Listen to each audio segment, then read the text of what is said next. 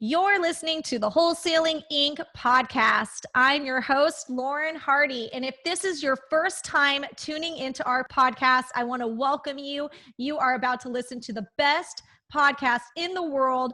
We talk all things real estate investing, wholesaling, and specifically, I like to focus on virtual wholesaling. Today, we have an awesome guest. He's a good friend of mine. His name is Curtis Coopersmith. And I met Curtis in Oklahoma. That is my market. I'm in Oklahoma. Curtis and I know each other because we're both in the business. So Curtis, I asked him to come on our show today because he is amazing with sales and he's amazing with negotiating off-market deals with sellers at very good discounts. So I wanted to pick his brain a little bit about seller negotiation. How does he handle his seller leads? I wanted to get really micro about it. How does he talk to sellers? What's his script? What does he say? How does he get these good deals? This episode is going to be jam-packed with tons of practical information. Keep listening. Curtis, how you doing? I'm good. How are you today? I'm good. Thanks for coming on. Thanks for having me. I'm excited. Awesome. Well, we've known each other for a while. We have, you and me, I feel like every time we get on the phone, we just blab and talk. I know. We end up talking for way too long every time. So I figured, well, we might as well do a podcast and we'll just talk the whole time and it's going to be good. So Curtis, tell us about yourself. Where are you from? What are you up to? So I'm originally from Kansas and I moved to Oklahoma City in 2012, I believe. And so right around the time that I moved here, I ended up getting into real estate. I got my real estate license here because when I was 19, I bought my first house in Texas and it was kind of a fluke deal. It was a lady I worked with. Went through a divorce. She got the house and she was just basically telling me she just wanted to get rid of it. And I didn't know anything about real estate, but I knew that this was really cheap. And so I ended up going to every little bank in town the next day and begging them for money. And this old man who was the president of that bank, he was like, look, I can't give you a loan through the bank. You don't have any credit. You have nothing. But I believe in you. I'll give you a personal loan. So I got a personal loan from this guy, bought this house. It was 2-bed, 2-bath on 4 acres and it had a barn and I had a horse at the time. So it worked out really well. And my payment was $263. And so I was when I first got it, I was like, hell yeah, this is the cheapest place I've ever lived. This is awesome. And then I read Rich Dad Poor Dad and that just messed my whole world up. And so I put my house up for lease on Craigslist, didn't really think anybody would call. And the next day, my phone blew up. And so I leased that house for $1,200 a month. So I'm thinking oh my gosh, this is why people like rental properties. I'm making $1,000 a month on this house, not realizing that that's not very common, but that's how I got into it. And then I moved to Oklahoma. When I moved here, I wanted to buy houses here. And so I got my license just to get into rental properties. And so I started out just as an individual agent selling people's personal properties. And then fast forward a few years, I started a real estate investment firm with a partner about 3 years ago. And I actually sold out of that company at the end of last year. And so I stayed on until this spring and then worked my way out of that company. And now I'm basically I do a lot of sales training. I'm still doing a little bit of real estate here and there. Still buying properties for myself and really I'm doing a lot of different things right now. I'm at a weird place in my life where I have the freedom to try different things that I've wanted to do for a while. And so everything that I'm doing goes back to sales because that's what I love and it's what I'm good at. And so I'm just trying a bunch of different things and I'm just really enjoying it. Well, and that's why I wanted to talk to you because I know from your previous company, you guys were major players. I mean, I knew who you guys were before you knew who I was. I knew your name, know, and I was like, this guy, I've got to know this guy. And eventually we started talking and I knew by how your deal volume that you crush it in sales. I mean, you obviously have a ton of really good, nuggets that you could share with us. Yeah. So how many deals, on average were you doing a year? And these are wholesale deals, right? So last year, yeah, they're sort of wholesale deals. It's kind of a mixture. It was a weird, we did a pretty different like dynamic of how our business ran, but last year we closed 227 units. And then the year before that, it was just a little under 200. So those were our first full years actually running that business. And we primarily focused on rental properties. So helping people purchase cash flowing properties. So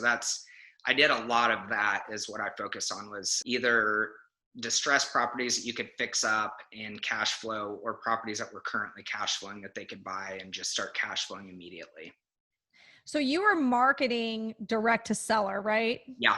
Yeah. Right. You weren't buying on the no MLS or anything, really? No, like I have my license, but nothing was actually sold on the MLS. Everything was sold off market. So I primarily tried to focus on going after people that owned a lot of houses. Mm-hmm. So instead of just going to one-off people, I would try to find people that owned packages of houses. And so that way you're kind of like you're getting a lot at once, which was a huge help. And that comes with a lot of different pros and cons, but I did a lot of that to try to help people offload packages either one at a time or as a package. I think that there's like a misconception that, especially like in the wholesale world, that people think like, oh my gosh, that'd be amazing to get like this huge package of houses at one time. The challenge to it is that these people, either they want to sell all of them at one time to the same person and they still want a high price for them, or they don't want to pay anything in the middle. Like they want such a high price that it's hard to get anything in the middle for you as the one selling them. Mm-hmm. And so there's a lot of different ways to like work through like what their motivation is, how to get the prices down, that kind of stuff. And we can get into that as we go on, but that was primarily what I focused on. It's like you kind of had a niche with the seller avatar that you had. I mean, you weren't going after like a foreclosure. Like you weren't going after the foreclosure list or the tax delinquent. It was probably purely the absentee owners list, but you were focusing. A second layer of focus is they probably had to own 2 or more properties. And so what were you doing to market to those people? Direct mail. I mean, we started to get a lot more referrals as stuff went on, but direct mail was really the main, which I know a lot of people do that, but it's just doing direct mail correctly, I think, is the biggest thing. You get people that say they don't like direct mail. It is expensive. It's very expensive to do. If done correctly, it can work really well for you. So tell me a little bit about that. Tell me, how do we do it directly or correctly? Correctly.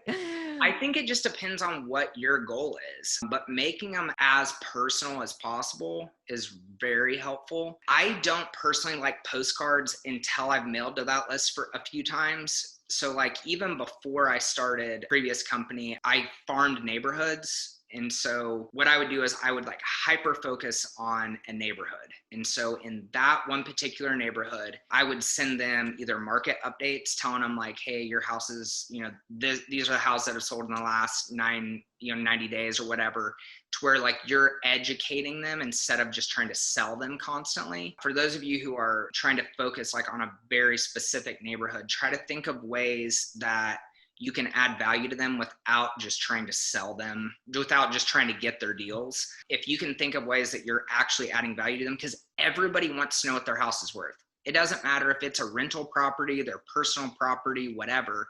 They want to know, what is my house worth? They want to know if it's going up, going down, etc. And so you don't have to get like so hyper-focused where you're sending them like, hey, these are the houses that sold in the last 90 days. But if you can do something that's adding value to them, that's making them think like, oh, this guy or girl knows what they're talking about because they're consistently sending me mail.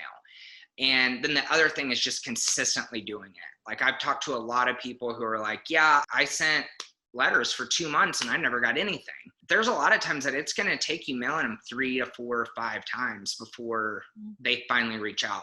And at that point, they're either going to reach out and say they're interested, or they're going to reach out and say, take me off your freaking mailing list. Yeah. Like, they don't want to get your letters anymore, but they're going to reach out to you eventually. Just don't be afraid to keep hitting them, because it takes time. And I know that mailing costs a lot of money. And so people don't want to hear that like, you're going to have to consistently keep doing it, but you have to consistently keep sending them in order to start getting some of those leads if you're going to go the direct mail route. Yeah, I feel like, do you read Dan Kennedy? Dan Kennedy? Yeah. Oh, GKIC. Yeah, I love his stuff.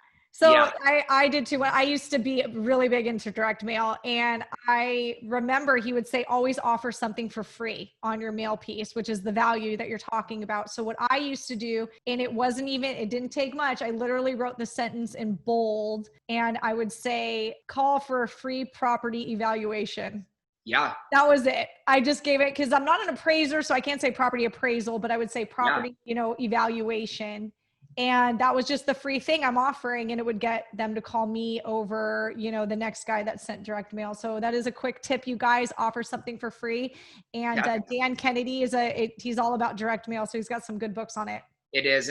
His stuff is really good. And I think too, that like if you're adding value like that to them, even if you're trying to wholesale the deal, my philosophy has always been to be overly transparent with people. Mm-hmm. And so the more transparent I can be, it makes me stand out, because there's so many other wholesalers who are just slime bags, and it's like they're trying to like hide stuff from people. Mm-hmm. And when you're trying to hide stuff from people, like, they can feel that, like, you're not being genuine, you're not being real. And so in line with like being transparent, it's like, I would tell people like, hey, say it's going to be a wholesale deal that it's a flip and it's in bad shape. Like, I would tell them, hey, once I update this house is probably going to be worth X. So if you want to do that to this house, I think it's probably going to cost you, $30,000 to $40,000. So you could go in, put all this money in, and then this is what you're going to resell on the back end.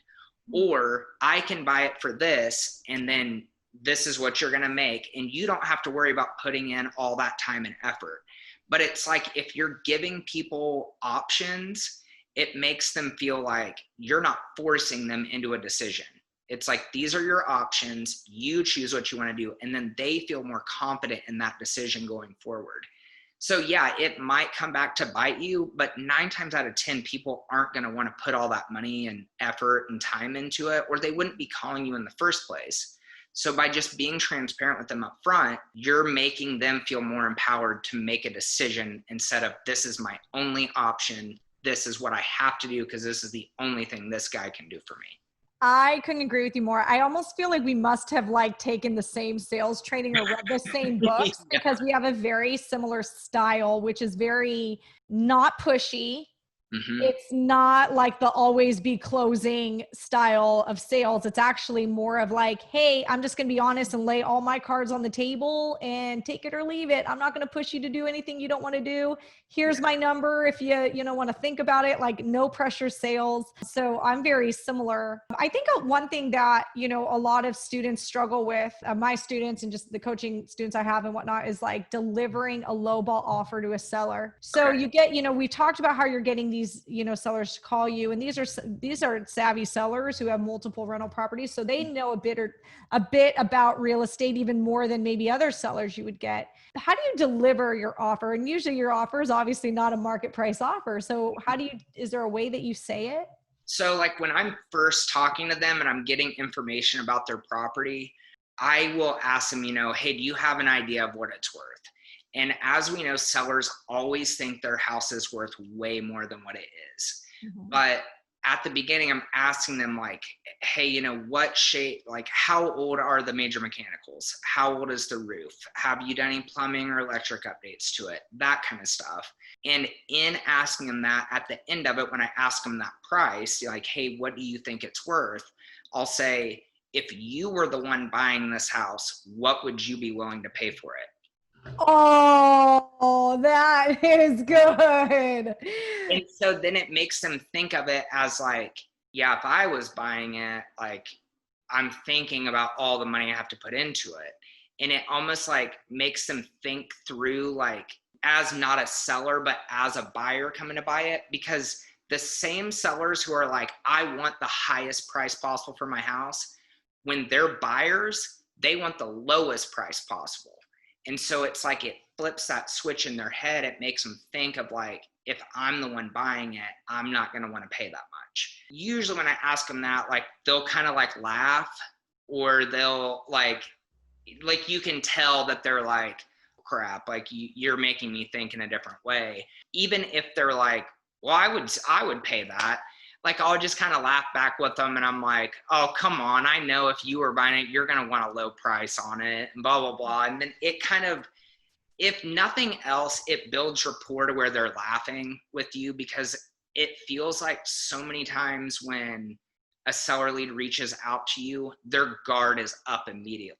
Mm-hmm. And it's like they feel like this is a battle between me and you, right off the bat. So like they want to set that precedence. And so like I want to get their guard down immediately, as fast as I possibly can. In any way I want to get their guard down. My philosophy is that sales all comes back to trust.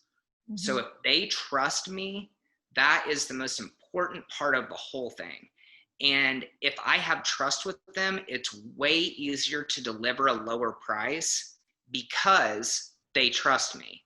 And they don't think of me as just some slimy dude who sent them a mailer. I have rapport with them, they trust me, and they feel like, okay, this is probably right. To go back to the original question as well, like besides just like little one-off things, I think that if you're offering them different options, that makes it way easier to deliver a lowball price. Because I would tell them like, hey, this is what I'm looking at. I ran numbers on it. Just use simple math. Like the ARV, once I update this house, is going to be $100,000. Is that kind of what you think it's worth? Yeah. That's kind of what I think it's worth. Okay. How much in repairs do you think this house needs? Well, I think it just needs blah, blah, blah. And you try to get them to give you a number. Mm-hmm. And so like if say that they agreed that the house is worth $100,000 and they say it probably needs $30,000 in work, then you're helping them like do that math in their head. And so it's like, hey, I can pay $25,000 for it, because once I pay for the rehab, once I pay for my holding costs, pay for this, like I'm only making X. And then they can see that. So I feel like if you're sending them a lowball offer, instead of just coming straight out and saying, hey man, I can only give you $25,000 for your house. Help them see how you got to that $25,000 number, so they don't feel like so left in the dark. Mm-hmm. And they may not say yes right off the bat, but it's at least going to give them something to think about, to where they can also come back to think of themselves as a buyer. Mm-hmm. And then it's like, they're going to call you back the next couple of days, and, then you can start working through it. But making them understand how you got to that number makes it a lot easier for them to be willing to take a lower offer. Yeah. I mean, I love your style, and I feel like I can never remember this book, but I feel like you had to have read it. Have you read some sales books? Yeah. Which one? There is this book, and I don't know why. The guy clearly was not good at marketing, because he sucked at naming his book, because I can never remember the name, but it's a good sales book. It was like, talks about the croc brain, and that you talked about they're always on the defense because they've got their guard up. And it talks about the croc brain, and like that they're primitive, but it's not never split the difference. And they're primitive in their thinking. So when you first talk to a seller, it's primitive. They have a primitive response to you. They've got their guard up. So like you making that joke, like, well, what would you pay? That broke down their guard a little bit. Every time I literally always want to recommend this book, and then I can never think of the name. I can't think of what it is either, but yeah, everything you're saying I feel like I'll find out, and I'm going to text you like, did you read this? Because I swear we have like the exact same style. Like literally, you literally sound like me talking to sellers. The only thing is I don't say an amount, because I lived in California, and when I was really heavy into direct mail and seller negotiation, I was a house flipper in California. And then I went virtual and did it in lower price states. In California, it is very hard to spit out, I'm only making $40,000 on this flip, like only. Yeah. Yeah, real hard to say. So instead I would say percentages because That's they're good. savvy. Yeah. Most, California sellers were pretty savvy and they understood as investors, like, well, listen, Mr. Seller, like, what do you expect to get in the stock market? Like, you expect like the average, stock market returns are 10%. Mm-hmm. I'm just, I'm buying a piece of real estate that could have all sorts of, liabilities attached to it. I'm just looking to get 12%, Yeah. return. And like, they hear that and they're like, oh, okay, she's not that good. She's not that greedy. She's not really trying to rip me off here. So I flip it and say percentages instead, which might even work better too when you're in a market that's lower end because 10% of a, $100,000 house is only $10,000. Yeah. And that does sound a lot better than saying 10,000. 10% Yes. sounds a lot lower. Exactly. I mean, for me, I was really passionate. I mean, still am very passionate about sales and direct to seller conversations and things that you say. And I used to think about, so anytime a seller would like throw shade at me, like anytime a seller would like get mad at something I said or chew me out, or even just where it seemed awkward in the conversation, I would make a mental note, write it down. And then I would go, what is a better way to say that?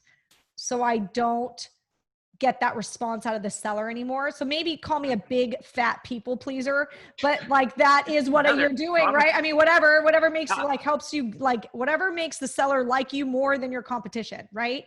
Because exactly at the end of the day, there's so many investors that have paid the same price you would, but they like you.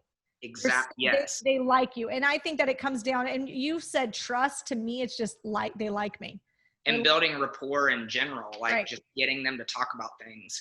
And also, like, if it's an absentee owner, even whether it's a rental property or not, I always want to know what their motivation is. So it's like, what made you call me today? Like, why are you thinking about selling the house? And for anybody listening that's done very much work with sellers, like, oh, well, I don't really need to sell it.